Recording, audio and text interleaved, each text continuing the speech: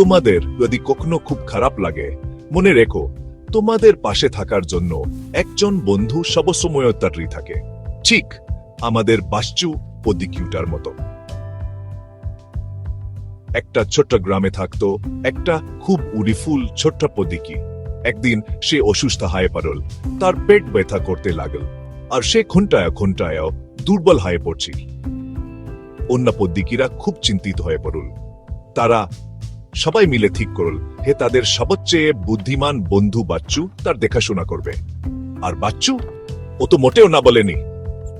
প্রতিদিন বাচ্চু তার অসুস্থ বন্ধুর জন্য খাবার, পানি আর ওষুধ আনত। আস্তে আস্তে বাচ্চুর আত্মে অসুস্থ পদ্মিকিটি আরোগ্য হতে লাগল। এখন পদ্মিকিটি সম্পূর্ণ ভালো হয়ে গেল। তখন সে বলল, বাচ্চু, তুই আমার প্রাণ রক্ষা করেছিস। বাচ্চু হেসে বলল, বন্ধুরা তো একে অন্যকে সাহায্য করবে, তুই আবার সুস্থ হয়ে উঠেছিস, এটাই আমার জন্য সবচেয়ে বড় পুরস্কার। এভাবেই বন্ধন আর বন্ধুত্বের মাধ্যমে তারা সবাই মিলে দুঃসময় কাটিয়ে উঠেন। কারণ বন্ধুরা তো এমনি হয়।